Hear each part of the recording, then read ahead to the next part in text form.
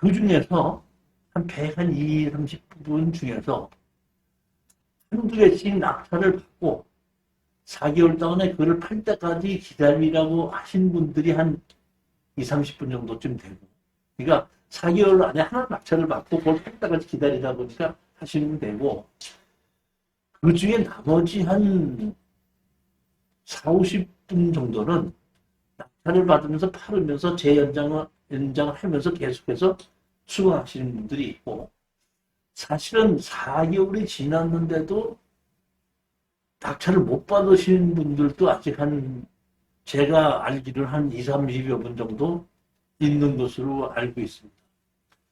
그 중에서, 그 100 몇십만 원 중에 1년 동안 한 것 중에서 낙찰을 잘 못 받아가지고 그 잔금 내는 것을 포기한 사람이 한 사람이 있고, 또 한 분은 아직까지 팔지를 못한 분이 한 분 있어요. 그리고 두 분이 이제 실패를 했다고만 할 수 있는 것인데, 그 중에 그 실패한 것 중에 하나는 보면은 토지 건물 지분으로 4분의 1 지분으로 나왔거든요.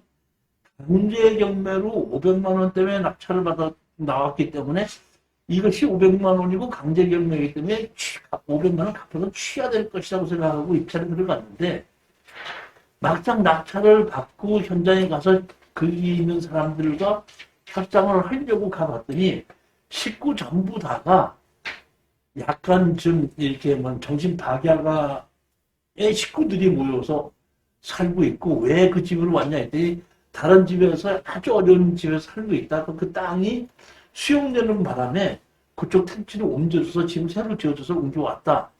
이렇게 하는 바람에 도저히 그 정신박약자들을 상대로 해가지고 소송할 수도 없고 협상할 수도 없다 보니까, 그때 제가 알고 있기로는 230만 원 정도를 제가 잔금 내는 걸 포기하신 분이 우리 수강생 중에 한 분이 있었어요.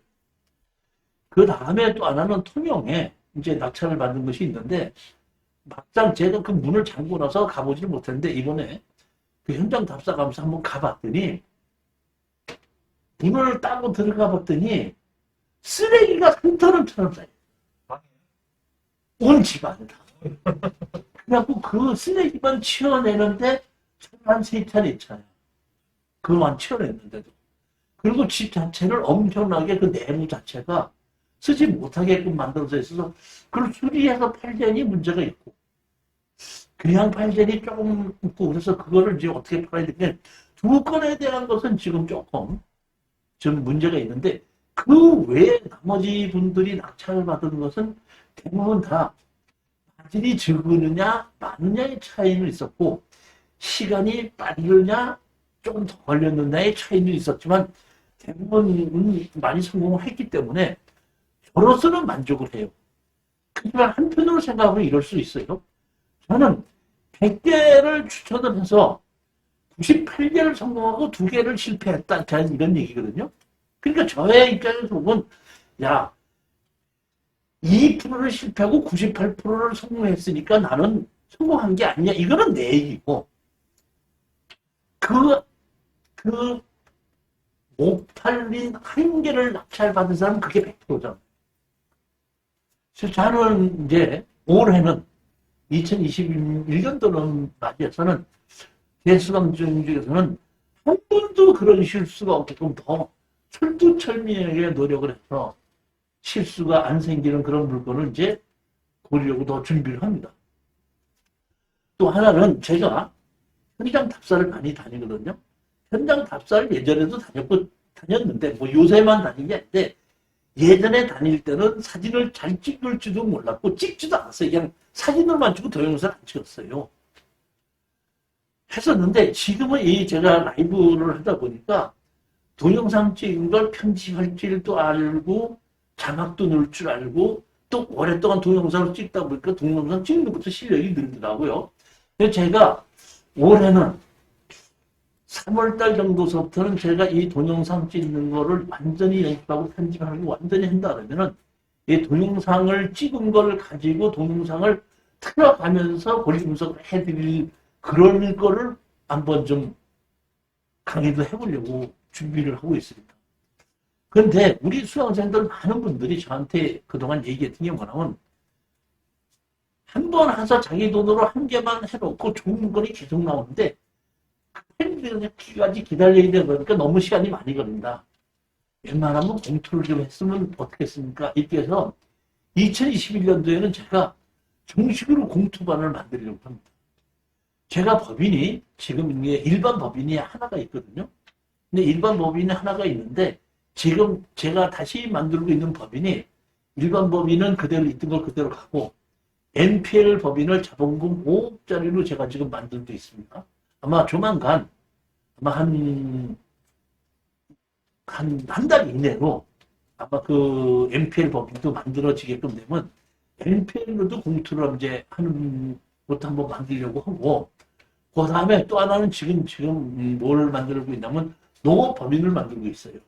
그러니까 농지의 경우에는 농업법인으로 투자하는 것도 만들려고 합니다. 그래서 세 개를 가지고 투자를 이제 하려고 하는데 법인으로 투자하는 게 좋아요? 개인으로 투자하는 게 좋아요?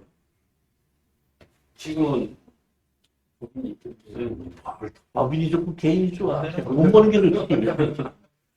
근데 제가 지금 이번에 그 우리 법인으로 낙찰받은 걸 가지고 그 세금을 내보니까 이렇더만 일단 법인으로 낙찰받으면 12%야. 취득세가. 그 다음에 낙찰을 받고 다 정산을 해서 마진이 남는 것에 법인세를 12%를 내도 2억 미만의 이득이 남았을 때. 그 다음에 주택을 가지고 이득이 남았을 때는 별도로 12%를 또 낸다고 그러지. 그러니까 주택을 가지고 하면 일반 마진이 12%고 주택에 대한 마진이 또 12%인 게 24%를 내는 거고 취득세까지 하면 36%가 되는 거예요. 이것은 그 최대인데 법인세라는 것은 마진에서 내는 거 아니에요. 그러니까 예를 들어서 내가 집세도 내고 그다음에 월급도 주고 하면 1년에 내가 어떤 거 한 거를 가지고 돈을 1억을 벌었는데 1년 동안 집세 낸 것이 뭐 3천만 원이고 그 다음에 직원 월급 준 것이 뭐 4천만 원이다. 그럼 7천 빠지면 실질적으로 벌은 건 3천만 원밖에 안 되는 거 아니? 3천만 원에 얼마? 12%. 3천만 원에 주택이라고 12%. 그렇게 되는 거거든요. 그러니까 그런 면으로 좀 이익이 되고 그 다음에 원가에 있을 때 우리가 취득세를 12%를 낸다 그랬잖아요. 그러니까 취득세를 내는 것도 원가에 삽입이 돼요. 마진에 이게 하다 보니까 그래도 제가 보기에는 물건만 잘 고른다 그러면은 좀 그 법인으로 하는 것이 개인으로 하는 것보다는 좀 더 좋지 않을까 이런 생각을 하고 있습니다. 그러면 어떻게 할 것이냐? 제가 투자를 하는 사람이 아니고 저는 물건을 골라주는 사람이지 않습니까? 그러다 보니까 제가 법인을 이제 만들어서 제가 법인을 만들고 있어서 제가 대표이사를 할 수도 있겠지만은 주식은 여러분들이 이제 제가 그 이사진들을 이제 뽑아서 500만 원이든지 이렇게 내서 그분들이 이사진들로 하고 평상시에 관리하신 분들 그분이 500만 원 냈다면 7명이면 3,500만 원 아니? 3,500만 원에서 관리비도 내고 다 하게끔 그분들이 내게끔 하고 관리를 하게끔 하고 제가 예를 들어서 추천 물건을 추천하지 않습니까?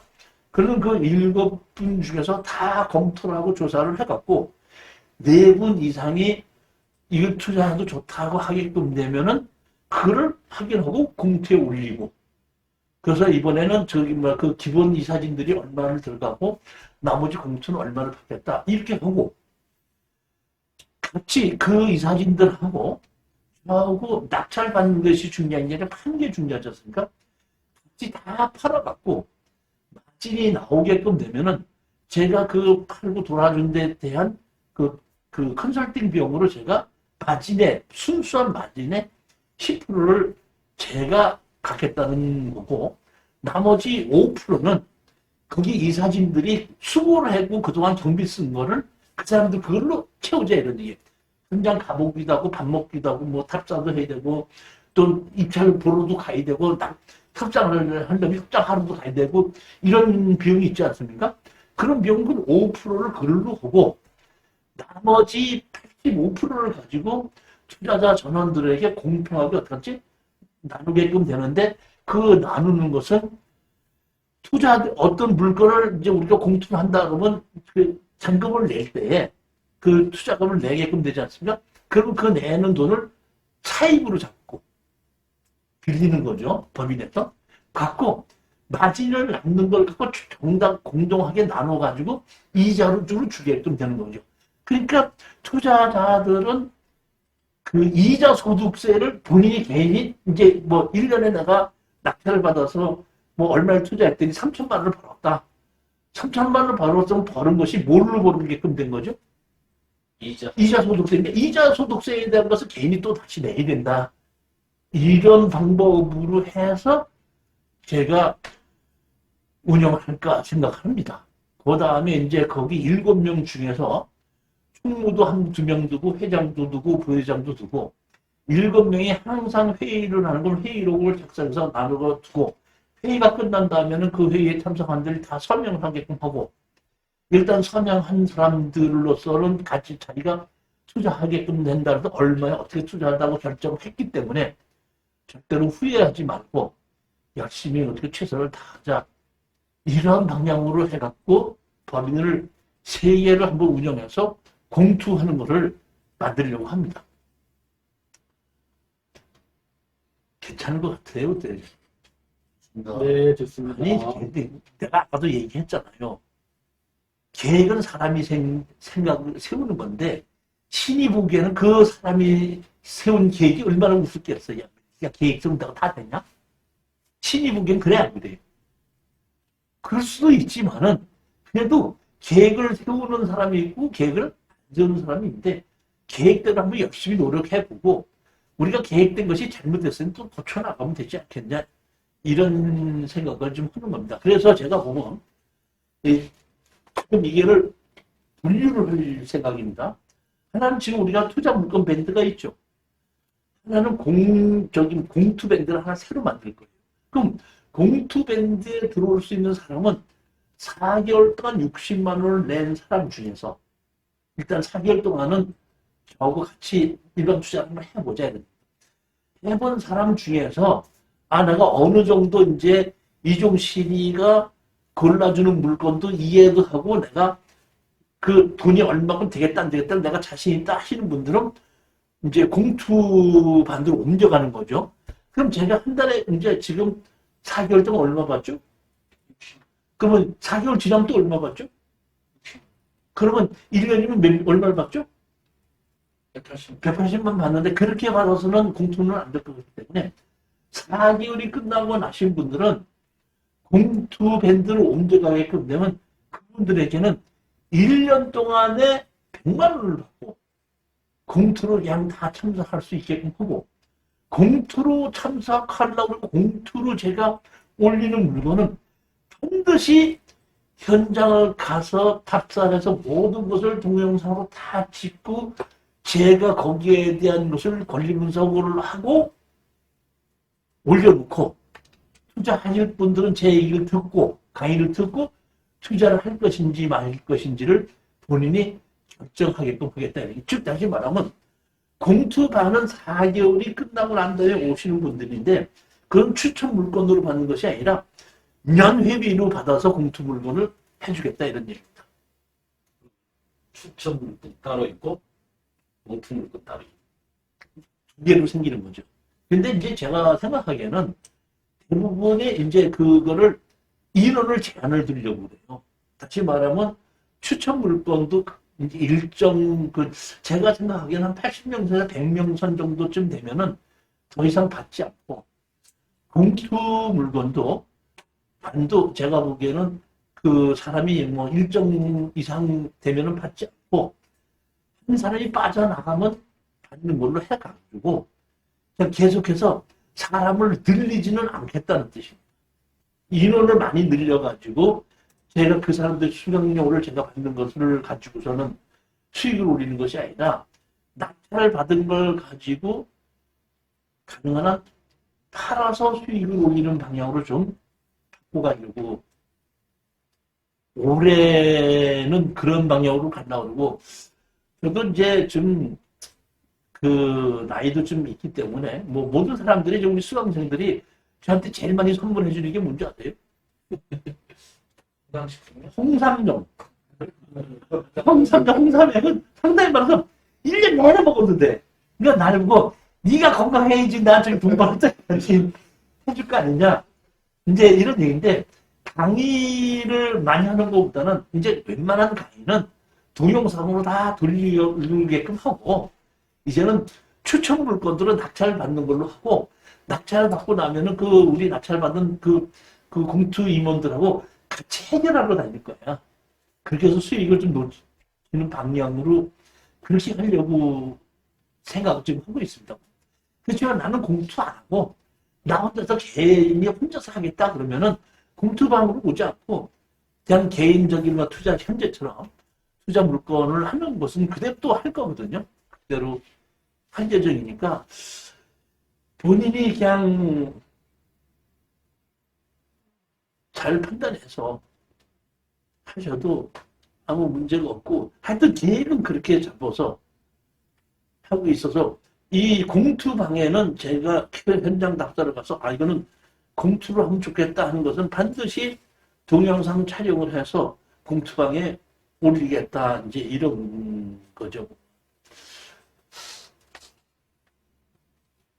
그리고 그거는 그 실전 투자 물건을 해주는 걸로 한 것이 아니라 그냥 그 회비를 받아서 운영을 하겠다. 1년에 제가 보면 100만 원 받는다 그러면 한 달에 한 8만 원 꼴 정도 받는 건가요? 8만 원 꼴 정도 받는 건데 제가 이 공투방에 올리는 물건은 제가 전부 다 100% 현장 답사를 가보는 것이 조건이고 그다음에 낙찰을 받으면 뒤처리하는 것도 제가 거의 같이 참석하는 걸 원칙으로 하기 때문에 제가 보기에는 그런 정도를 제가 그 수익이 그러니까 대지자가 움직일 수가 있는 경비가 좀 되기 때문에 제가 한 달을 내가 움직이려고 할 때 기본 경비가 들어가는 게 있지 않습니까? 그런 정도만 들어간다면 그렇게 한번 해볼까 이런 생각은 하고 있습니다. 그래서 그것이 언제부터 시작할 거냐 그러면 구정을 지나고 그 내년 3월 달서부터는 한번 그렇게 해볼까 이런 생각 중이고 그 안에 제가 동영상 찍는 거나 그다음에 편집하는 거나 이런 걸 좀 더 열심히 해가지고 뭐 저한테 직접 강의를 듣지 않더라도 편집해 놓은 동영상 올려놓은 것만 봐도 이 물건이 돈이 되겠다 안 되겠다 하는 것을 판별할 수 있을 정도까지 만들어 보려고 그러는데 지금도 제가 동영상 찍고 편집하면서도 이렇게 느끼는 게 내가 이걸 좀 더 이렇게 찍어야 되는데 이렇게 찍어야 되는데 그래서 많이 좀 고쳐나가고 있는데 그 한 몇 달 전보다는 지금 제가 보면 확실히 제가 찍는 것도 편집하는 실력도 좀 늘었는데 한 2개월만 더 하게끔 되면 더 실력 좀 더 늘지 않을까 이런 생각 중입니다. 그 다음에 저기 잠깐 얘기했는데 이제 앞으로 이제 보면은 그 2월 달서부터는 매월 넷째 주 금요일 날은 현장 답사를 같이 다니는 걸로.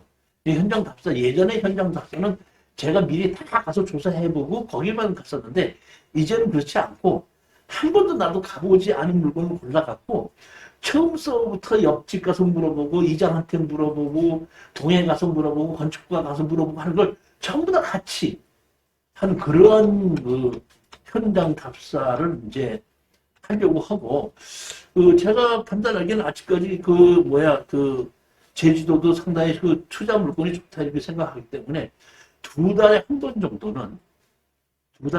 정도는 그 제주도 물건을 답사를 하려고 그러는데 원래 이제 그 두 번째, 네 번째 짝수 그 첫 번째 그 금요일 날 갔다가 토요일 날 오는 걸로 이제 계획을 잡았었는데 이번 만약의 경우에 2월 초에 그것이 안 된다 그러면 둘째 주나 세 번째 주로 바꿔서라도 한번 제주도를 한번 가볼까 생각 중입니다. 코로나만 큰 문제가 아니라면 그런 생각도 가고 코로나만 큰 문제가 아니라면 여러분하고 같이 현장 답사를 가서 현장 답사에서 어떤 인식으로 어떻게 조사를 해야지 되는지 그런 걸 한번 좀 같이 한 그런 과정도 늘리려고 합니다. 그러니까 가진 제 얘기는 뭐냐면 정규 과정은 가능한 한 동영상으로 돌리겠다는 얘기고 실질적으로 투자와 가서 현장 조사하는 거와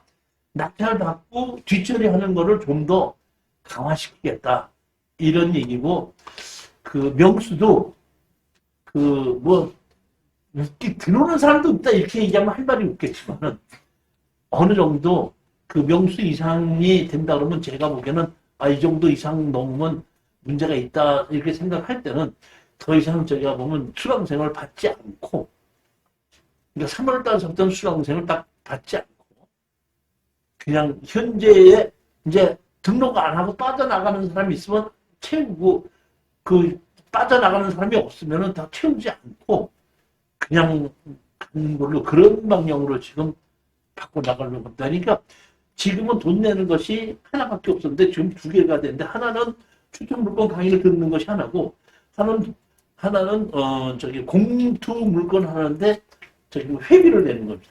회비를 낸 사람에게만 제가 공투 물건을 설명해주고 추천해주고 낙찰받고 같이 해결해주고 그러는데 공투반에서 이제 그 법인마다 그 이사진들을 한 7명 정도를 모아가지고 집행하고 낙찰을 받고 뒤처리하고 하는 것을 이제 같이 한번 해보려고 그렇게 준비 중에 있습니다.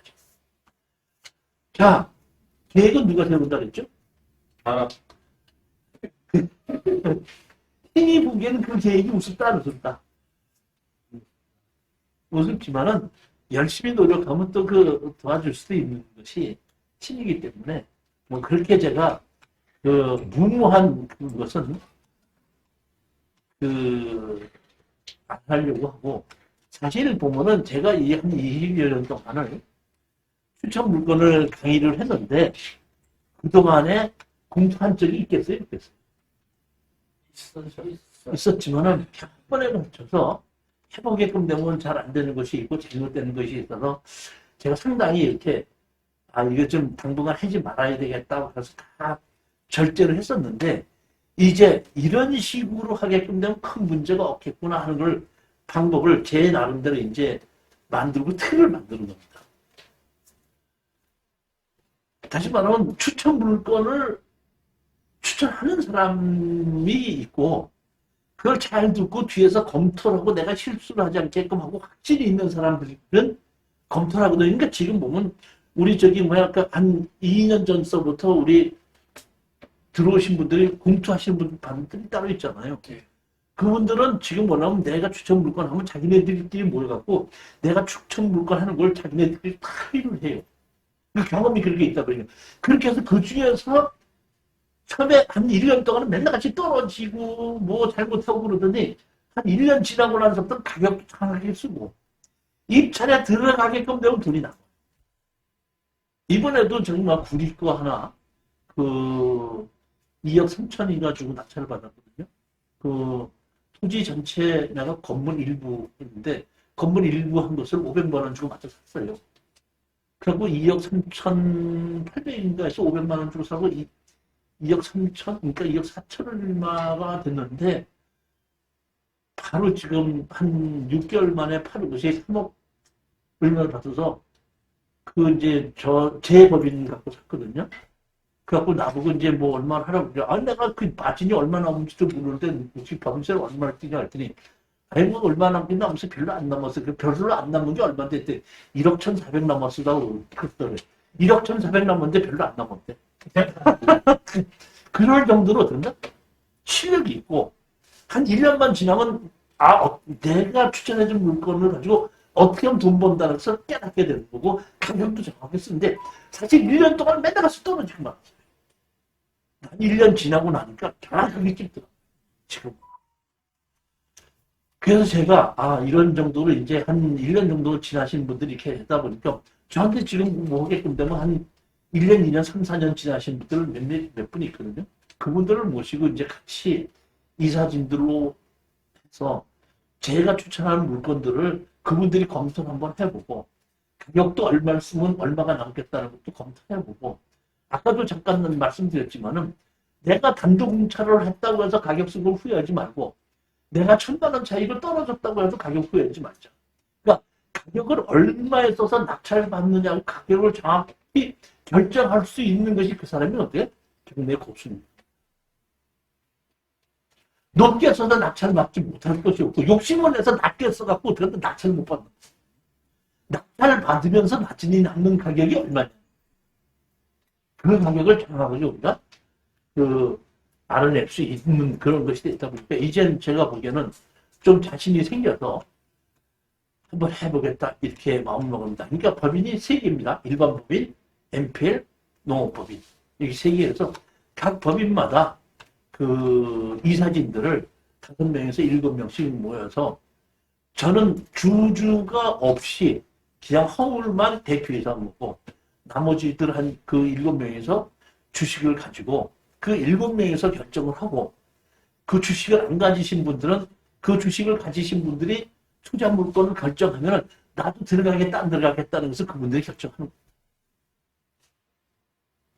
안 사장님 어떻게 되는 거세요? 그건 또 좋다고 얘기만 하는 거 아니고 이건 좋다고 생각하는 말고 우리 나사장님 어떻게 되는 거예요? 투자가 500 정도.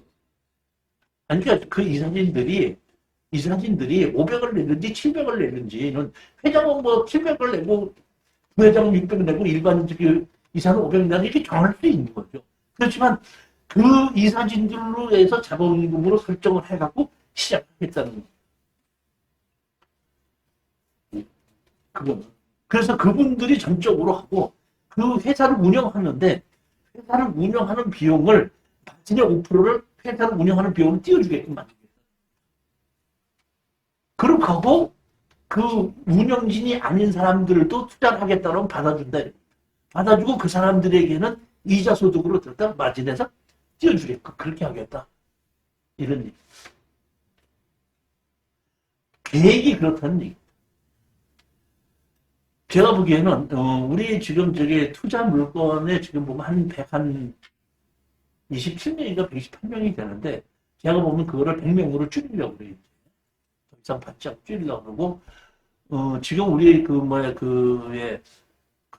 공투 밴드 제가 말하면 동영상 밴드가 한 650명이 되는데 그 중에서 회비 내는 사람들로 해가지고 한 80명에서 100명으로 된다 추려내려고 지금 합니다.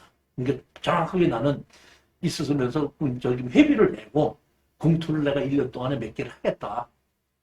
이렇게 하신 분들을 출연해서 약 100명을 양쪽으로 만들어 가지고 공투 밴드와 일반 그 투자 물건으로 해갖고 이끌어 나가고 거기서 그 빠져나가서 사람이 자리가 있을 때는 채우고 자리가 없을 때는 더 채우지 않고 지금 120 몇 명이 있는 것은 그 3월 달까지 줄지 않으면은 더 이상 이제는 그 수강생을 받지 않고 줄여나가겠다. 이런 생각을 하고 있어요. 그러니까 무한정으로 받아봐야 제가 그분들에게 돈을 벌 수 있게끔 물건 해줄 수 있는 상태가 아니기 때문에 조금 이제는 이걸 한계를 둬야 되겠다. 이런 생각을 가지게 된 겁니다. 자, 그러면 오늘의 이제 얘기는 여기까지 끝내고 정식으로 이제 강의 한번 시작을 하도록 하겠습니다. 안녕하세요. 반갑습니다.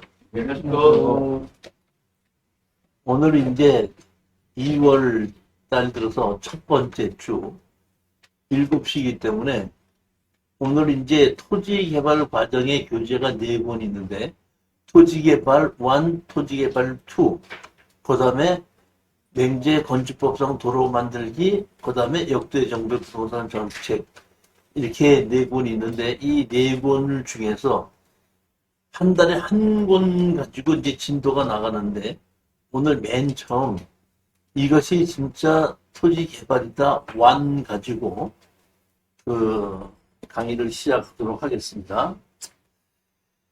제가 그 먼저 번에 강의를 했을 때는 교재를 가지고 강의했는데 이번에는 교재를 갖고 강의하는 것이 아니라 교재를 가지고 제가 파워포인트로 편집을 했고 교재에 없는 것은 강의하는 것을 좀 알아듣기 쉽게 제가 조금 삽입한 것도 있습니다.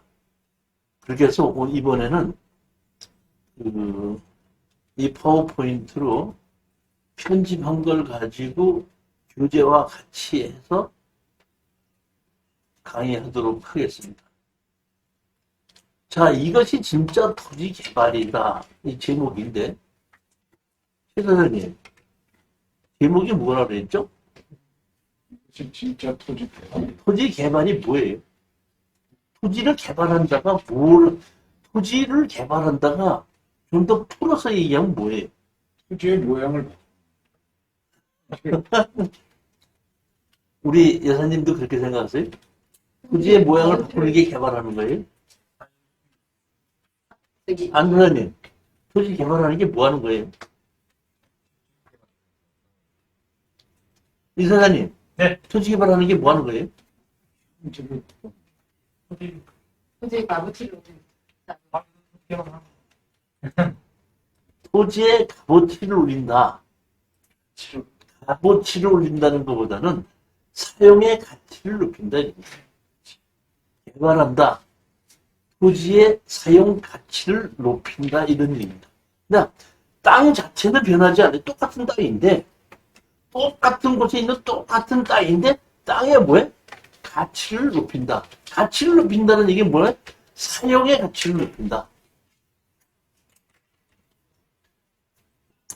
자, 토지를 사면 뭐를 사는 거라 그랬죠?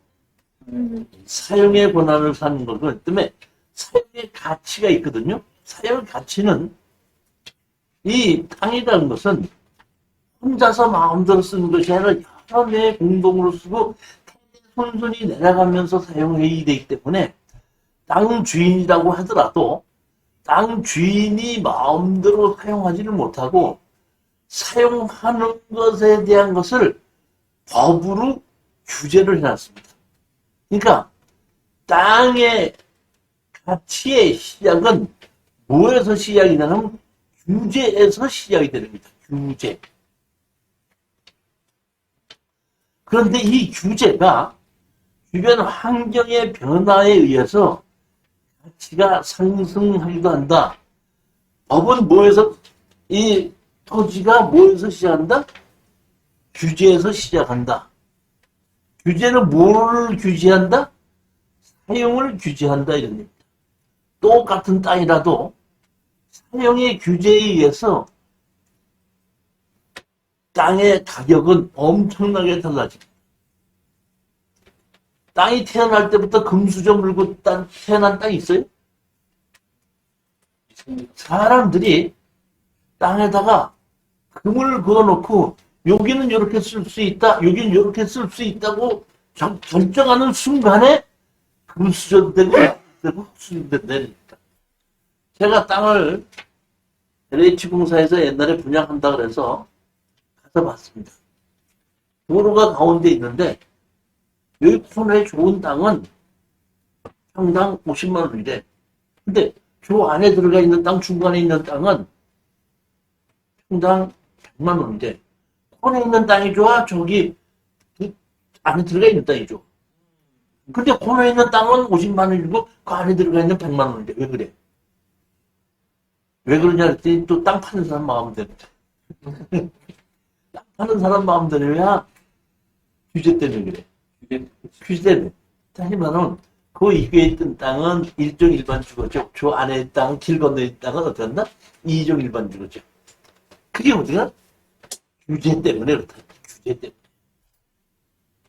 따라서 땅은 규제를 보고 사는 겁니다. 뭘 보고 산다? 여자분이 배우자를 고를 때 뭘 보고 골라야 돼? 생긴 거 보고 골라? 돈 보고 골라? 능력 보고 골라? 뭐 보고 골라? 자, 땅을 고를 때 뭘 보고 고른다? 규제를 보고 고른다. 규제.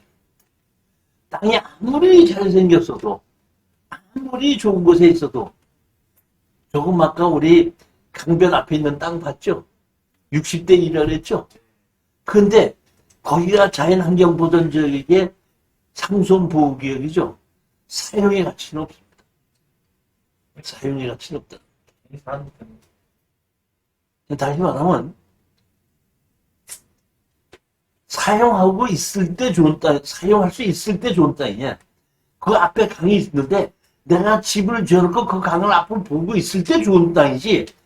강이 앞이 앞에 지나가도 거기 앞에 집을 지을 수 없다면 한 달에 한 번 가면 한 달에 한 번 강 보고 오는 거야. 근데 내 땅에서 봐야 돼? 남의 땅에서 봐도 돼?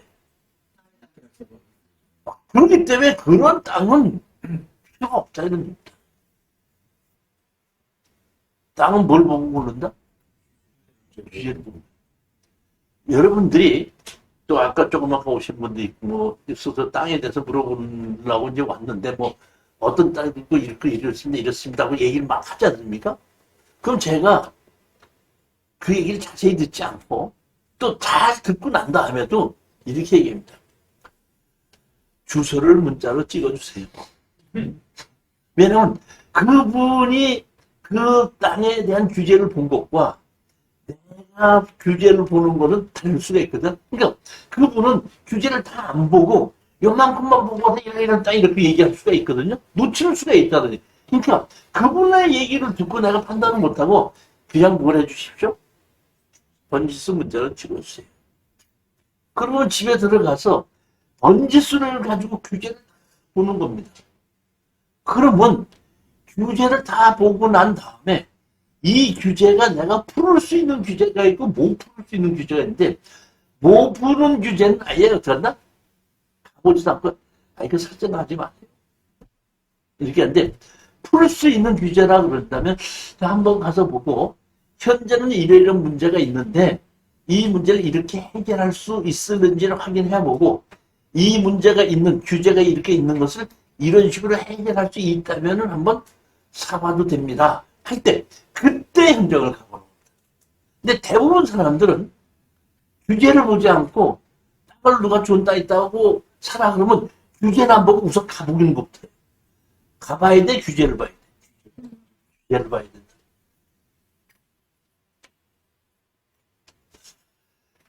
규제가 이 김대중 정부에서 개발행위 허가를 만들어가지고 개발행위 허가의 운영 지침이 있는데 제가 추후에 개발행위 허가에 대해서 다시 설명을 자세하게 하겠지만은 제일 먼저 땅을 볼 때는 이 개발행위 허가 운영 지침의 원칙을 좀 알아야 되겠다고 시작해서 했길래 제가 이 본 강의를 하기 전에 개발행위 운영 지침을 한번 보자 되겠다.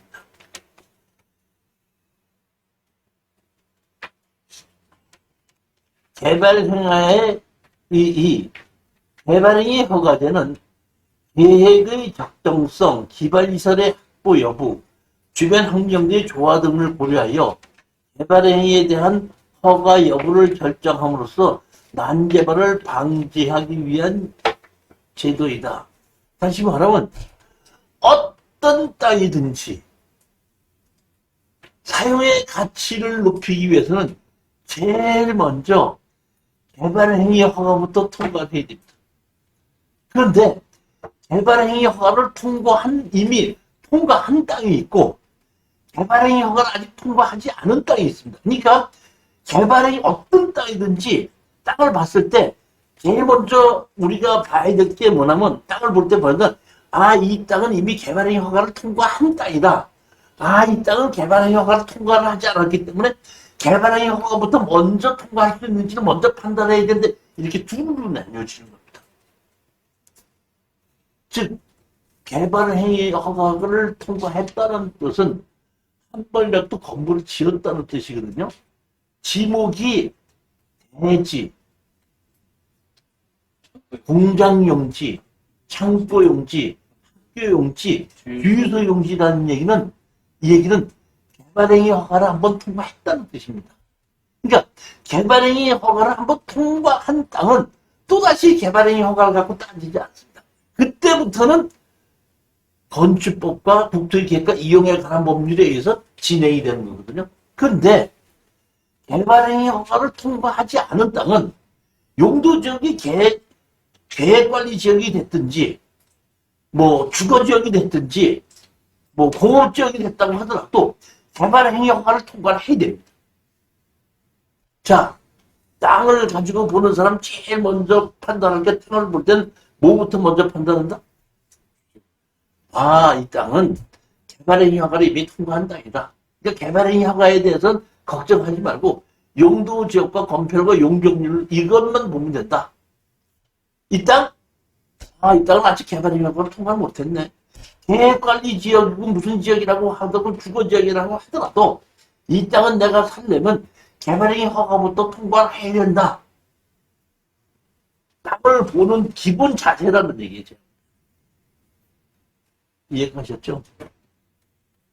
그러면 대지 위에는 개발행위 그렇죠. 한 번 건물을 지었던 쪽 아까 대지, 공장용지, 창고용지, 학교용지, 주유소용지 빼놓은 나머지 전부 다 28개의 지목 중에서 25, 그러니까 이 5가지를 빼놓은 23가지는 개발행위 허가를 통과하지 않은 땅이기 때문에 그 땅은 뭘 하더라도 일단은 개발행위 허가를 통과해야 됩니다. 그러니까 이 개발행위 허가라는 것을 만들어 가지고 난개발을 방지하기 위해서 둔 것이다 이런데 보면 경사도,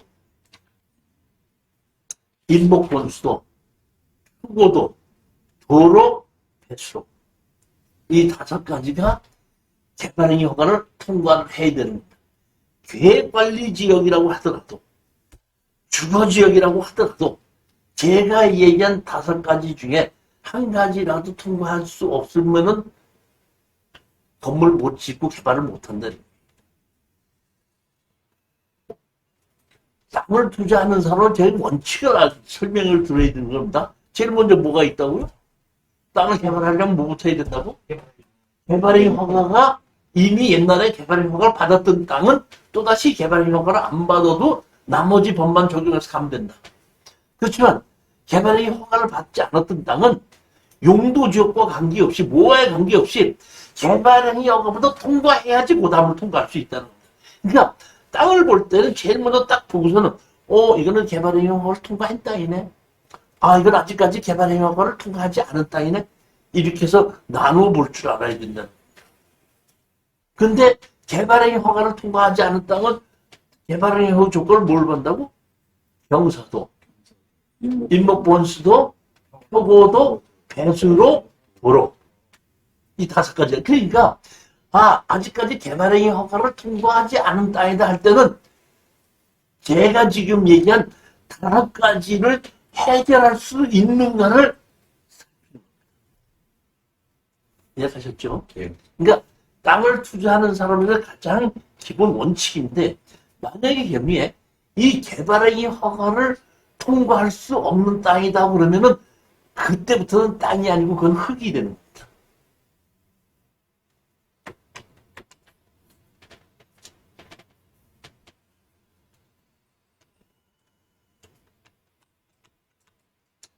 개발행위 허가의 대상은 뭐냐면 어떤 땅에 건축물이나 공작물을 설치하는 것, 토지의 형질 변경을 하는 것, 토지의 형질 변경을 하는 것, 그 다음에 토속 채취를 하는 것, 그 다음에 뭐죠? 보면은 물건을 쌓아두는 것. 그러니까 이거 건축물을 건축하는 것, 형질을 변경하는 것. 형질을 변경한다고 그랬는데 형질 변경하는 게 뭐 하는 거죠? 그렇죠. 그게 모양을 변경하는 땅의 모양을 어떻다? 변경시키는 거다. 그 다음에 토속을 채취하는 거. 돌멩이 주워와도 돼, 안 돼? 주소는 것도 허가가 뭐 수석 모집하려고 한개 갖고 오는 거야 문제가 없겠지만은 대규모로 가서 차를 가지고 간다든지 뭘 가져가서 대규모로 채취하는 건 안 된다.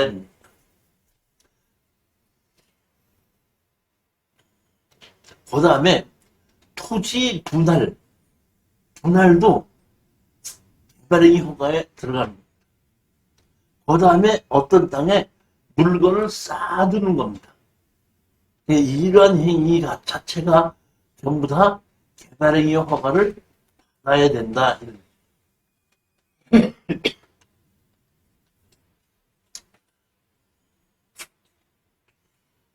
허가 신청. 허가 신청은 개발행위 허가 신청서는 다음의 서류를 첨부하여야 한다. 이렇게 돼 있거든요. 그러니까 개발행위 허가를 신청할 때는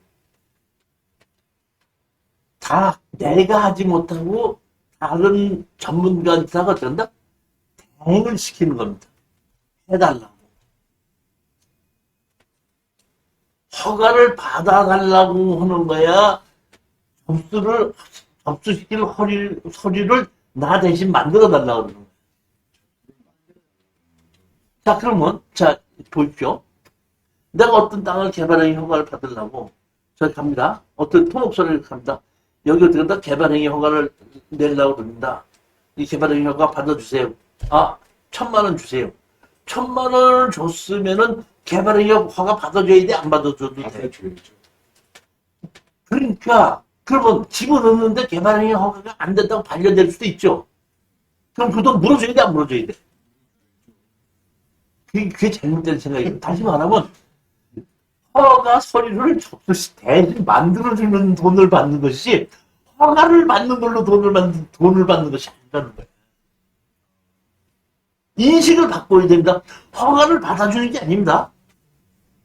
내가 어떤 땅을 개발하는 허가를 받을 때 토목 설계사인데 이거 말로는 허가 받아주십시오 얘기하잖아요.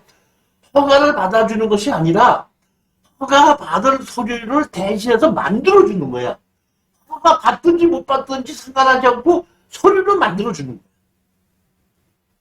그러면 서류를 접수를 시켰는데 담당자가 이거는 보완을 해오십시오 그러지 않습니까?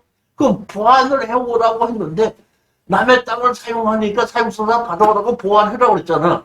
그러면 여기 토목에서 사용서서 받아갖고 오시라고 하는데 그 서류를 좀 받아다 주십시오 하면은 1년만 1,000만 원 주면 해준다 그랬잖아.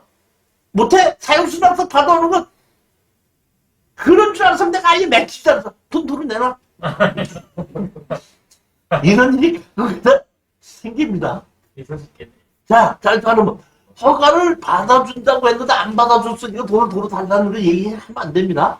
그러니까 우리는 토목설계 사무실에다가 의뢰를 할 때는 허가를 받아달라는 것이 아니라 허가 접수시킬 수 있는 서류를 내 대신 만들어 주십시오. 내가 만들 수 없으니까. 물론 내가 못 만들고 따지 만들면 돼요. 그렇지만 다시 말하면 어디를 얼마큼 한다고 하면은 그 위치가 들어가야 되죠. 측량해야 되죠. 그때 내가 측량하면 안 되고 내가 측량 설계사분한테 의뢰를 해서 그 측량 자격증 있는 사람이 도장을 시킨 서류를 내가 만들어 가지고 집어넣으면 돼요. 서류를 내가.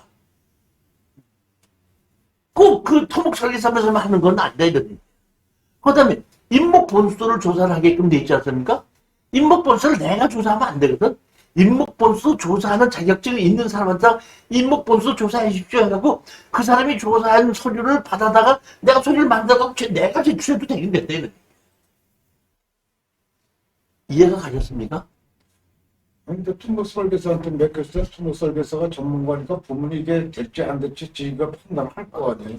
안 될 것도 그냥 허가 신청 받아주다 돈 꿀떡 먹고. 아니, 아예 안 된다고 할 때는 이건 안 됩니다 하는데 될 수 있을 걸로 생각했는데 담당자가 무슨 뭐를 보완해와라 이런 경우가 대부분 많거든요.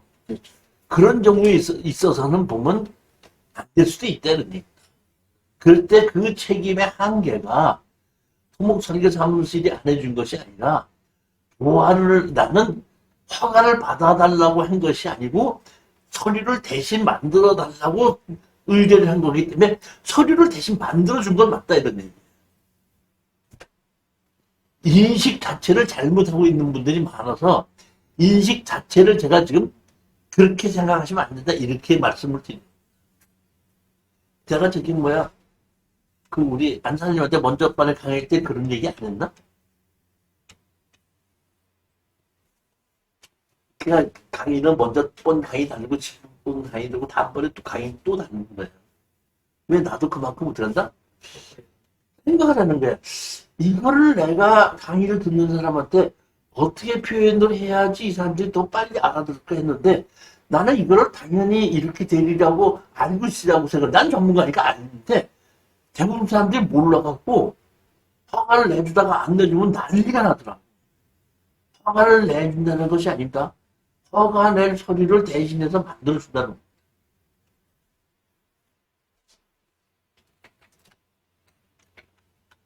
허가를 할 때에 가장 중요한 것이 기반이 있어야 됩니다. 기반이 있어야. 진입 도로는 건축법에 적합하게 확보하여야 한다. 다른 법령에서 강화된 기준을 정한 경우 그 법령에 따라 확보하되 해당 시설의 이용 및 주민의 학교가 없어야 된다. 대지와 도로의 관계는 건축법에 어떻게 한다? 적합할 것이다 이렇게 돼 있기 때문에 건축법에 보면은 완화 규정도 없고 출입에 지장이 없는 경우도 있는데 그걸 얘기하는 것이 아니라 건축법에서 새로운 도로를 만드는 그거를 그대로 적용해야 된다는 거예요. 그러니까 우리는 현황도로가 있을 때 개발행 허가를 받지 않아도 되는 땅은 건축법에서 건축법 완화 규정에 의해서도 현황도로를 건축법상 도로로 사용할 수도 있지만은 여기에 개발행위에서의 허가는 건축법에서 정확하게 만드는 도로지 완화해서 적용하든지 현황도로를 가지고 해준다는 건 아니라는 겁니다. 그렇기 때문에 다시 말하면 현황도로가 있을 때 개발행위 허가를 받지 않아도 되는 땅은 건축허가 나는데 개발행위 허가를 받아야지 되는 땅은 똑같은 도로인데도 허가가 안 난다. 이해하셨죠? 개발행위 허가를 받지 않아도 되는 행위. 이거를 여러분이 잘 보셔야 됩니다. 자, 보십시오. 조성이 완료된 기존 대지에서 건축물이나 그 밖에 공작물을 설치하기 위한 토지 흥질 변경. 이 경우 조성이 완료된 대지라 함은 다음 항목 어느 하나에 해당하는 토지로서 도로, 상하수도 등 기반시설 설치가 완료되어 당해 대지의 절터나 성도 행위가 없이 건축물 등을 건축할 수 있는 상태로 조성되어 있는 대지를 의미한다. 도시개발 사업에 의해서 된 거, 택지 개발 사업에 의해서 이미 도로를 만들어진 거는 개발이 아까도 안 만들어진다, 안 만들어도 된답니다. 그 다음에 지목이 대지, 공장용지, 학교용지, 주차장, 주유소용지, 창고용지인 대지는 이미 개발의 허가를 받았기 때문에 또다시 안 받아도 된다는 겁니다. 관계 법률에 따라 적법하게 건축물이 있는 대지, 이미 정식으로 건물이 지어져 있는 대지는 또다시 개발의 허가를 받지 않아도 된다는 겁니다. 따라서 여러분들은 땅을 봤을 때 지금 얘기했죠? 개발행위 허가를 받지 않아도 되는 행위 이렇게 나와 있죠. 그러니까 아까도 이제 어떤 땅을 볼 때에 개발행위 허가를 받아야 되는 땅이다, 개발행위 허가를 안 받아도 되는 땅이다로 어떻게 한다? 제일 먼저 구별을 했을 때에 허가가 절차가 시작부터가 달라진다 이럽니다. 하나는 도시개발과에 가서 개발행위 허가부터 먼저 받아야지 다음을 넘어가고, 여기 지목이 대지, 공장지, 학교지, 주차장, 주유소용지, 창고용지인 경우에는 건축가만 가면 됩니다. 이해가셨죠? 제가 지금 말씀드린 것을 여러분들이 머릿속에다 인식을 하고, 그리고 난 다음에 이제 정식적으로 토지 개발에 대한 과정의 강의를 시작하도록 하겠습니다. 12페이지입니다. 토지의 개발은 뭐가 시작이다? 규제가 시작이다. 그러면 토지에 규제가 있는데 그 규제를 땅마다 규제가 다 다르지 않습니까? 그렇기 때문에 국가에서는 땅 주인에게 이 땅은 어떤 규제가 있다는 것을 가르쳐줘야 될 의무가 있습니다. 그럼 어떤 규제가 있다는 걸 가르쳐주는 그 규제를 뭐를 통해서 가르쳐주냐면 토지 이용 계획 확인서를 통해서 이 땅에, 이 각자에 있는 땅의 규제를 가르쳐주는 겁니다. 뭐를 위해서? 토지 이용 계획 확인서를 통해서.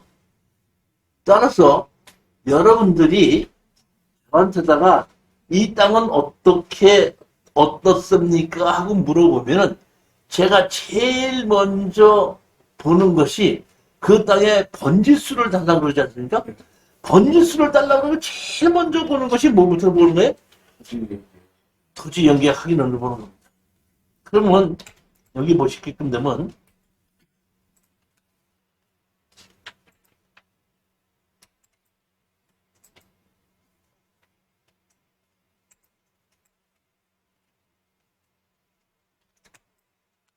제일 먼저 국토의 계획 및 이용에 관한 법률에 의해서 지역, 지구,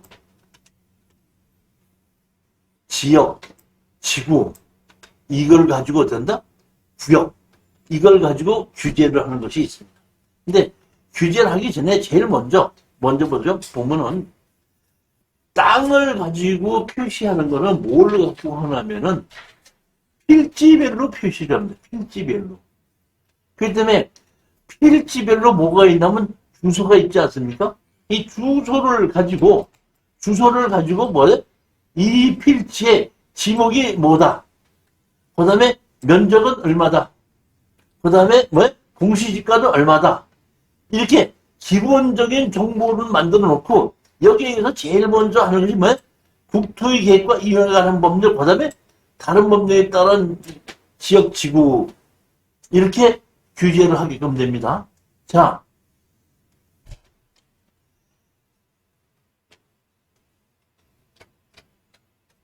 따라서 우리는 어떤 땅에 어떤 규제가 얼만큼 있는가를 보려면 제일 먼저 토지 이용계획 확인을 띄어서 뭐예요?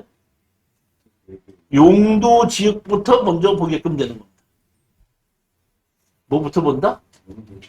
용도 지역부터 보고, 그 다음에 여기 보게끔 되면, 여기 보면 뭐 많죠?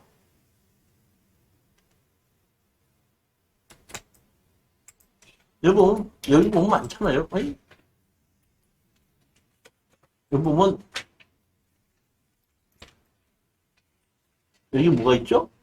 계획관리지역, 주거개발진흥지구, 주거개발지구, 지구단위 계획구역, 그 다음에 소로표역, 그 다음에 자연보존권역, 공장 설립 승인지역, 배출시설 설치 제한지역, 특별대책지역, 이런 것이 있죠.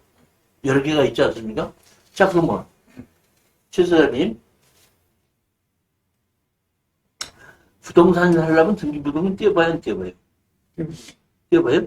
왜 띄어봐요? 등기부등본 띄어보는 이유. 실권에 관한 거. 그 다음에 채무 관계. 그 다음에 용도. 등기부등본에 용도가 나와, 참.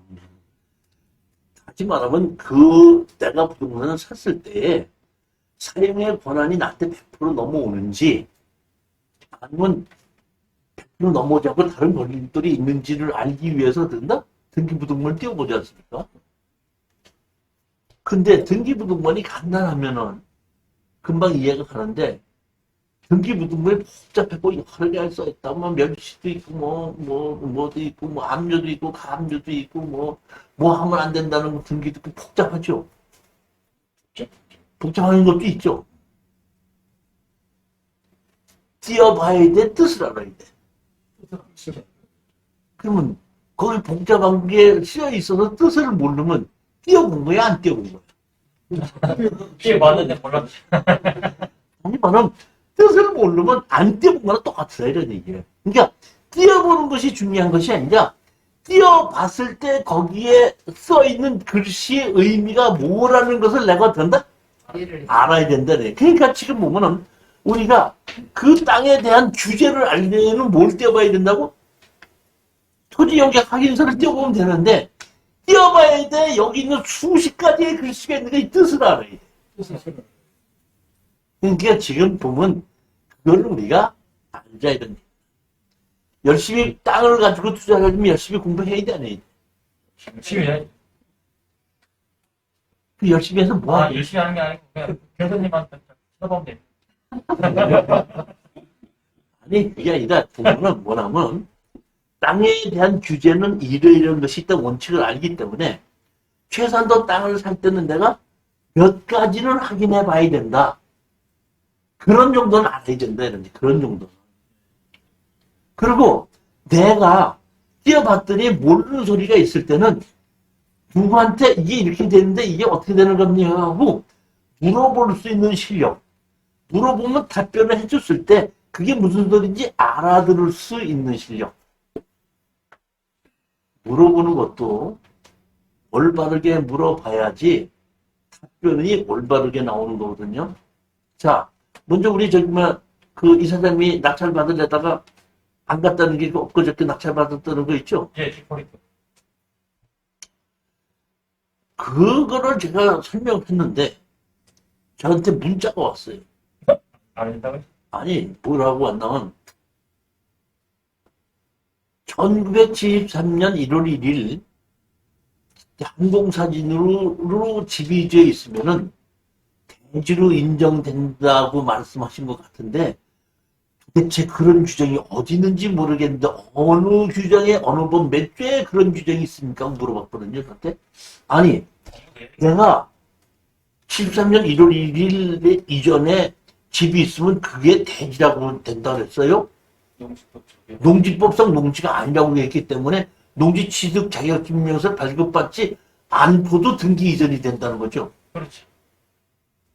그러니까 제가 보기에는 질문 자체가 잘못됐죠. 그렇지. 그렇지 않죠? 그러니까 내가 가르쳐주고 싶어도 질문 자체가 잘못됐으니까 내가 가르쳐주기가 어려운 거야. 그래서 제가 문자를 보냈습니다. 질문이 좀 잘못되셨습니다. 그걸 이제 우리 집사람이 본 거야. 아? 이게 뭐야 도대체? 아니 수강생이 돈을 내서 모르면 자세히 가르쳐줘야지. 질문이 잘못됐습니다. 이따구나 해갖고 수강생이 누가 돈을 내게 아니 근데 나로서는 1973년도 1월 1일 이전에 집이 있었으면 대지로 인정이 된다는 것이 어느 규절에 있습니까? 어느 법규 어느 규절에 있습니까? 근데 내가 답변하기가 도저히 내가 내 머리로는 답변을 못하겠어. 이해 못하고 있어요, 그분이. 그러니까 그거 보면 그걸 이해를 시키기 위해 내가 2, 30분을 강의를 해야지 되는 거 아니야. 다시 말하면 물어보는 것 자체도 어느 것 정도 알아야지 물어보는 거라. 전혀 모르는 그러니까 그런 정도는 우리가 부동산을 투자하고 땅을 투자하는 정도는 전부 다 백과사전처럼 다 할 수는 없어도 기본적으로 내가 땅을 사기 전에는 무엇을 체크해 봐야 된다. 그리고 조금 이런 문제가 있으면 내가 한번 물어봤을 때 그게 무슨 소리인지 올바르게 물어볼 수가 있어야 되고 그것을 얘기를 해주면 그 답변이 뭔지 정도는 어떻게 한다? 알아요. 알아들을 수 있을 정도까지만 우리가 공부하면 된대. 외우지도 말아. 불어가 나오겠는데. 아니, 외우지도 말고 있다가 내 앞에 닥쳤을 때 기억만 나오면 돼. 아, 맞아. 그 땅 살려고 했는데 그 이여수가 토지 용기 할인을 띄워버렸으니까 한번 띄워봐야지. 띄워봤는데 무슨 소리가 가면서 이게 그때 이렇게 된다는데 가면서 이거는 이상한 소리니까 한번 확인해 봐야 되겠네. 이 정도까지면 돼. 제일 먼저 뭘 본다? 자, 그러면 원칙을 설명해 드립니다. 여기 보시게끔 되면은, 여기 보면, 국토의 계획과 이용의 다른 법률에 의해서 여기에 여러 가지가 나와 있죠. 그 다음에 다른 법령도에 따른 것이 여러 가지가 나와 있죠. 이 원칙만 아시면 됩니다. 위에 국토의 계획과 이용에 관한 법률에 있는 윗줄에 있는 규제는 내 땅에 대한 규제입니다. 내 땅. 밑에 줄에 있는 것은 내 땅 옆에 땅 때문에 내가 규제를 받는 겁니다. 이해하셨습니까? 위에 거는 내 땅, 내가 살려고 하는 땅에 대한 규제야. 밑에 땅은 내 땅도 규제를 받긴 받는데 내 땅 때문에 규제가 아니라 내 옆에 있는 땅 때문에 내가 규제를 받는 거예요. 이해가 가셨습니까?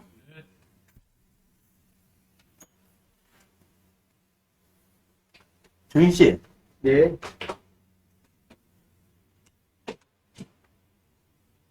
옛날에 강의 들었던 거하고 요새 하고 좀 들어보니까 좀 어때? 네?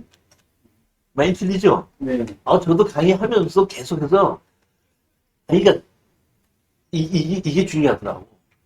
나는 알고 있으니까, 당연히 어떻게 한다? 알 거라고 무시하고 강의를 했는데, 계속 지내다 보니까, 우리 수강생들이 이런 원칙을 모르는 사람들이 많다. 근데 나는 전문가니까 이걸 알았단 말이야. 그러니까 별 얘기 안 했다는 얘기야. 근데 술 먹고 얘기하고 뭐 하다 보니까 이 원칙을 모르는 사람들이 많더라. 내가 이게 얘기를 해야 되겠구나 싶어갖고 제일 크게 나눈 거. 자, 땅을 하려면 제일 먼저 개발행위 허가를 받아야 되는 땅과 개발행위 안 받아야 되는 땅. 두 개로 나누었고 이것을 허가를 받아야 되려면은 토지이용계획 확인원을 봐야 되는데 토지이용계획 확인원에 크게 이렇게 위하고 밑에하고 나눠서 하게 되면 되는데 이 위에 있는 것은 뭐에 대한 규제냐면 내 땅 자체에 대한 규제야. 밑에 땅은 뭐면 내 땅뿐만 아니라 내 땅이 아니라 내 땅 옆에 있는 뭐 때문에 내가 어떤다? 규제를 받는 거야. 그러니까 아까 얘기했던 것이 아까 우리 60명이 여주에 들어왔다는 것은 강이 있으니까 좋기 때문에 한데 그 땅 바로 옆에가 뭐야? 강이고 상손이다 보니까 상손 보호구역이라는 뜻이야. 규제라는 얘기. 그러니까 다시 말하면 내 땅이 아니라 내 땅 옆에 뭐가 있어? 상손이 있단 말이야. 상손. 그러니까 상손을 보호하기 위해서 내 땅에다 건물을 못 짓게끔 규제를 한다는 게 내 땅 자체에 대한 규제가 있고 내 땅 자체에 대한 규제는 자연환경 보존지역의 규제야. 그 내 땅에 대한 규제예요. 내 땅 때문에 일어난 규제야. 근데 내 땅 앞에 있는 그 상손 있죠? 강 있죠? 상손이잖아. 그러니까 내 땅 때문에 규제를 하는 것이 아니라 내 땅 앞에 상손이라는 것이 흘러가기 때문에 내 땅에 규제를 받는 거라. 이해가 가셨어요? 네. 하나는 내 땅 자체에 대한 규제고 하나는 내 땅 주변의 환경에 때문에 규제를 받는 거라. 두 개로 나눠지는 건다. 그렇게 하고 여기 보면 이제 토지연계인원에 땅이 이렇게 있지 않습니까? 땅이 있는데 땅 중에서 용도 지역도 중요하고 내 땅 때문에 다른 다른 법령들에 따른 그 규제도 중요한데 더 중요한 것은 뭐냐면 경계가 어딘 걸 정확하게 알아야 되다 보니까 우리가 보게끔 되면 이 땅의 생긴 모양 어디 정도쯤일 거다 하는 거를 우리가 이 모양을 보고 토지용계 환경의 모양을 보고 대충 경계가 어딜 것이다 우리가 짐작할 수 있어야 된다는 거기까지입니다. 이 토지용계 환경은 그렇게 하고 이제 내가 이걸 한다면 여기 뒤에 있는 이 세부적인 내용 그러니까 내 땅에 있는 계획관리지역, 주거개발진흥지구, 이종 지구단위 계획구역, 소로 3류에 속한 이 뜻이 뭐라는 것을 든다? 알아야 된다는 겁니다. 여기 이종 지구단위 계획구라고 되어 있죠? 이종 지구단위 계획은 뭐야? 이종 지구단위 계획은 뭐야? 한 사람이 공부 많이 하셨잖아. 자, 이종 씨, 이종 지구단위 계획은 뭐야? 이게 중상향 워낙에서 국가에서 지정 지자체에서 일만 내가 이럴 때가 행복해. 나는 알고 니들은 모르지.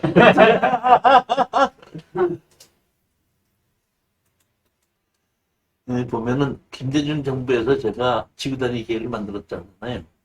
도시 지역은 일종 일종 지구단위 계획이고 비도시 지역은 이종 지구단위 계획이야.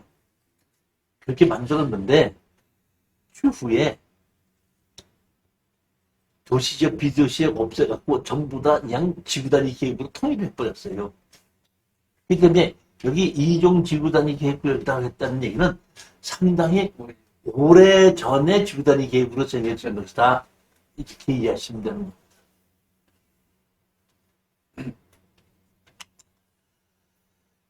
따라서 보면은 이 땅에 대한 것을 그 경계를 우리가 정확하게 알아야지 판단을 할 수가 있는데 경계를 정확하게 판단을 못할 때도 있기 때문에 제가 보면 스마트 국토 정보라는 것도 가지고 제가 보면은 우리가 땅에 대한 권리 분석을 하고 경계에 대한 것을 알기 위해서는 스마트 국토 정보도 제가 보게끔 되는데 지금 보면 토지이용계획 확인서도 2월 1일서부터 바뀌었습니다. 바뀌었죠? 그런데 다시 말하면 들어가서 규제 내용을 한번 보겠다고 했을 때 그 따로 볼 수 있게끔 돼 있는 것을 봤지만 기본 자체는 바뀐 건 아닙니다. 스마트 국토 정보로 들어가게끔 되면 이렇게 전체적으로 어떤가? 우리가 이 토지 연계 확인서는 내 땅과 내 땅에 한두 개에 있는 주변만 볼 수 있지 않습니까? 근데 스마트 국토 정보로 들어가면 전체적인 이렇게 여러 개의 거를 같이 볼 수가 있어요. 처음에 이게 스마트 국토 정보에서 나왔을 때는 이것을 항공사진으로 바꿔줄 수도 있었거든요. 확대를 해갖고. 그래갖고 경기가 항공사진을 오면서 경기가 이렇게 나올 수도 있었는데 조금 그것이 틀린 경우도 있다 보니까 말썽이 생겨서 그런지 지금은 항공사진으로 나오는 것은 경계를 그렇게 알 수 없을 정도로 확대를 하면 안 되고 축소를 시켜갖고 먼 데서 봐야지만 나오게끔 되다 보니까 조금 나쁘긴 한데 그래도 저는 토지연계 확인원을 보고 스마트 국토 정보 보고 그 다음에 다음 항공사진도 보고 네이버 항공사진도 보고 해갖고 통합적으로 다 보면서 이것은 경계가 어떻게 될 것이다 이런 식으로 저는 짐작을 합니다. 어느 하나인 것만 보고 경계를 정확하게 어디라고 어쨌나 알 수는 없어요. 그러니까 경계를 정확하게 아는 것은 측량을 해봐야지 아는데 밥 먹은 것이 밥 먹으면 배부르고 술 먹으면 취한다는 걸 먹어봐야지 알아. 안 먹어도 알아야 돼. 다시 말하면 정확하게 측량을 해보지 않고도 이 땅은 경계가 어디쯤 될 것이라고 아는 것이 이 토지를 투자하는 사람의 그건 가장 핵심적인 얘기예요. 내가 경매로 투자하지 않고 일반 매매를 산다고 할 때는 공인중개사가 다 체크해 주기도 하고 또 계약을 하면서 측량도 해보자고 할 수 있지만은 경매로 사는 사람은 물어볼 수도 없고 가르쳐 주는 사람도 없고 측량해 볼 수도 없기 때문에 내 스스로가 경계가 어디라는 것을 그런다 측량을 안 해보고도 짐작을 할 수가 있어야 됩니다. 스마트 국토 정보도 수시로 우리가 볼 수 있도록 준비하시기 바랍니다. 여기 보면 이렇게 스마트 국토 정보에 보게 되면 이렇게 확대가 되게끔 되죠.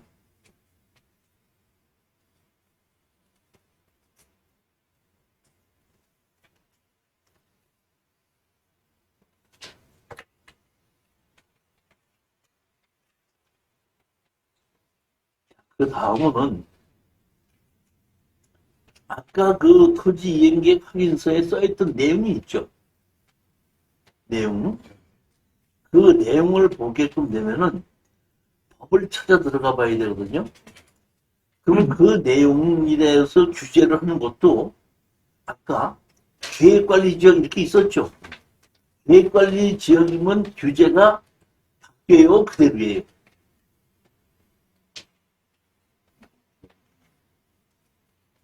계획관리지역에 어떤 종류의 건물을 얼만큼 지을 수 있다. 이게 정해져 있는데 그게 고정돼 있어, 바뀌어. 바뀔 수도 있지. 고정돼 있는. 바뀔 수도 있지. 법으로는 고정돼 있는데 일부를 지방자치자치 조례를 위임하고 있기 때문에 최종적으로는 조례를 보고 하기 때문에 조례는 시의원이 바뀌면은 조례도 된다? 바뀔 수 있다는 겁니다.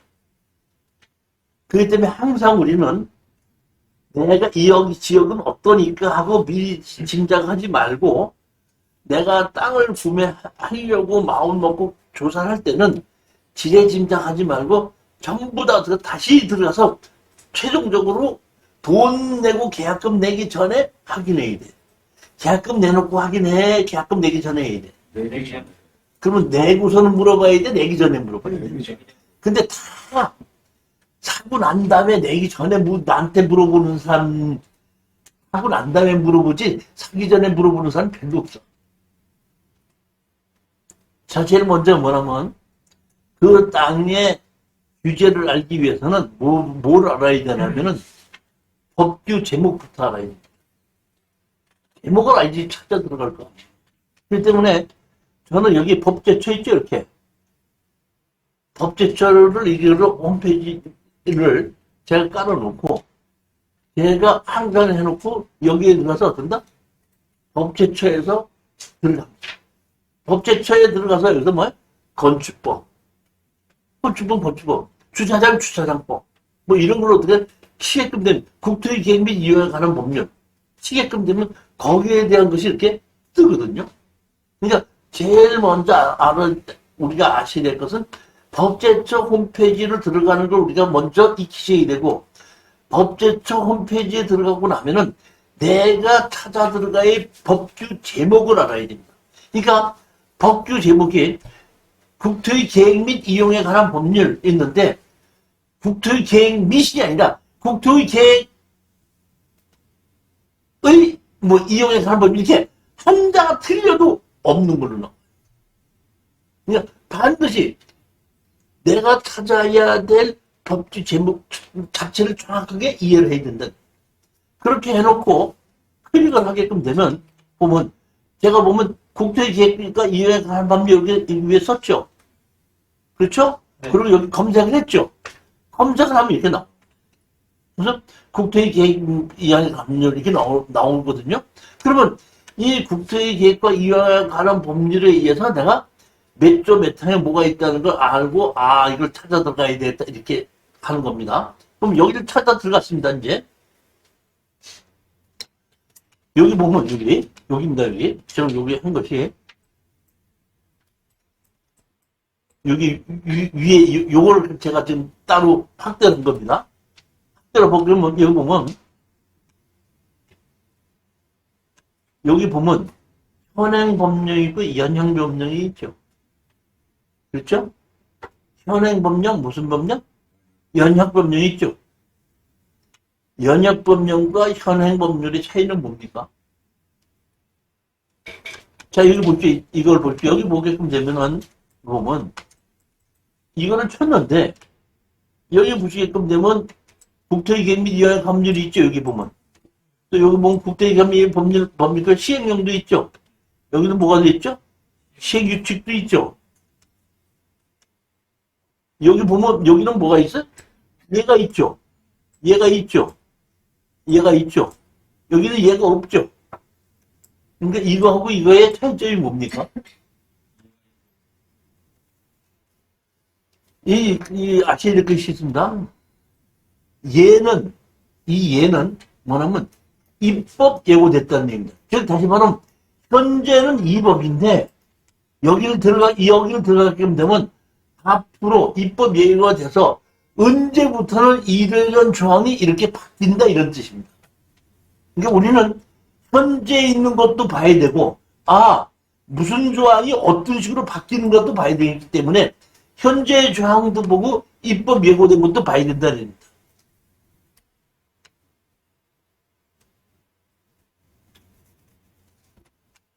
또 우리가 여러분이 중요하게 보셔야 될 것이 있는데 이 국토계획안 법률이 있죠.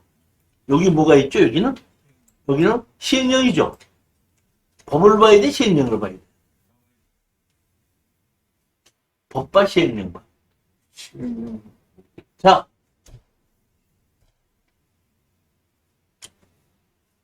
대한민국에서는 상법이 이렇게 상권 분립이 돼 있죠. 네. 법은 누가 만들죠? 그 국회에서 만들죠. 국회에서 국토의 계획 및 이용에 관한 법률을 위에 일본은 국회에서 만드는 겁니다. 근데 이 국회에서 만드는 걸 가지고 시행령이라고 하는 것은 행정부에서 이 법률을 이런 식으로 이해를 해서 이런 식으로 집행을 하겠다는 뜻입니다. 법률이 있고 시행령이 있는데 다시 말하면 시행령은 법률의 테두리 안에서 이런 법률은 이런 뜻으로 만들어놨기 때문에 이런 뜻으로 만드는 걸 이렇게 어떻게 한다? 우리가 집행을 하기 때문에 우리는 법률보다는 뭘로 봐야 돼? 시행령을 보는 것이 맞다는 겁니다. 시행령을 봐야 됩니다. 법은 안 봐도 돼도 시행령은 받아야 되는데 시행령은 보고 법도 보고 시행령도 보고 보는 건 괜찮은데 법은 보고 시행령을 안 보면 잘못 본 겁니다. 하지만 법을 안 보고 시행령을 본 것은 그래도 그 정도는 괜찮다는 거예요. 그런데 시행령이 있고 옆에 여기에 뭐가 있죠?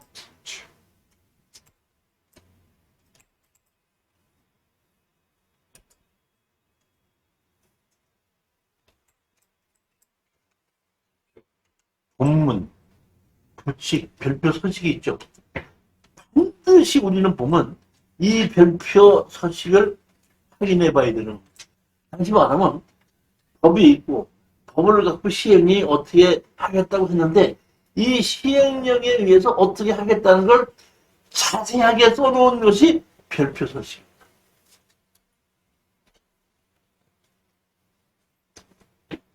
이거 보면 본문을 다 읽어놓고 그 다음에 저 같은 경우에는 별표 서식을 보게끔 되면 별표 서식을 제가 클릭을 하지 않습니까? 클릭을 하게끔 되면 자 국토계획과 이어가는 법률 시행령의 별표 서식 이런 것이 나옵니다.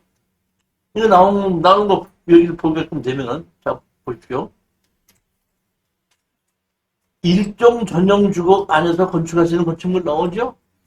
2종 전용 주거 안에서 건축할 수 있는 건축물 나오죠? 그러니까 우리는 법에는 1종, 2종 이런 걸 만들 수 있다 해놓고 법률에는 이런 것에는 뭐를 질 수 있고 한다 이게 내놓고 어떤 건물을 얼만큼 지을 수 있는지는 이렇게 별표에다가 자세히 해놨다 이런 얘기. 그러니까 이거를 우리가 봐야 되고 이거를 보고 내가 일종 전용주거 계획관리 중에서 뭘 질 수 있냐면 다시 클릭을 해야 되거든요.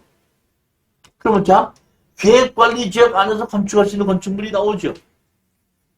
여기를 보면 계획관리 지역 안에서 건축할 수 있는 안데 제가 그 역대 정부의 부동산 정책에서 얘기했는데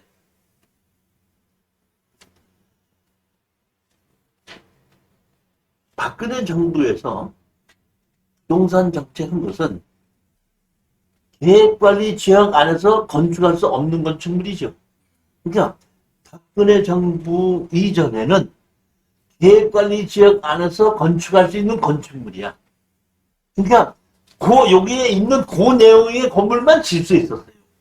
근데 박근혜 정부에서 바꾼 것은 부동산 정책을 바꾼 게 뭐야? 이게 건축할 수 없는 건축물. 다시 말하면 이거 빼놓고 다 질 수 있다는.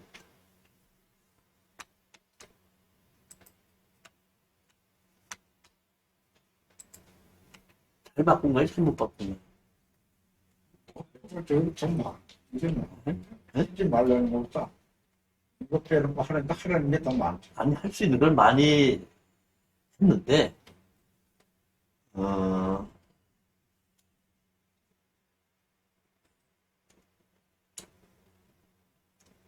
건축주가, 예를 들어가 보면 건축주가 시공자한테 맡기죠. 그럼 시공자가 건물 전체를 맡기고 각 분야별로 또 맡기죠. 목수, 뭐 미장, 벽돌, 그 오야지들 맡기죠. 그럼 미장 오야지, 뭐 그 목수 오야지가 다시 목수 쓸만한 사람을 써서 일을 시키지 않습니까? 자, 그런데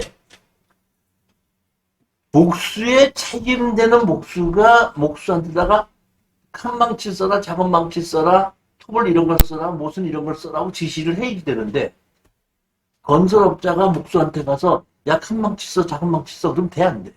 그렇죠. 이 말하면 그런 거 정도까지는 참견하는 것이 아니고, 만약에 제일 밑에 목수가 잘못하고 있거든요. 잘못하고 있으면 그 잘못하고 있는 목수한테 똑바로 하라고 얘기하는 것이 아니라 목수 오해지를 바꿔버리게 돼. 그런 얘기야.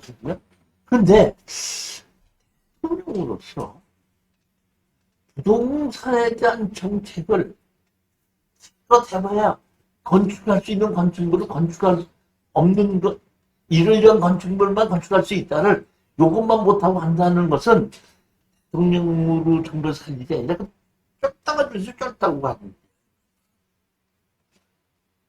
제가 보면 좀 그런 걸 여기 만들어냈다 이런 얘기입니다. 뭐 제가 무슨 비판하자는 것은 아니고. 근데 우리 자 보십시오. 이거를 또 중요하게 여러분이 보셔야 될 것이 하나가 있습니다.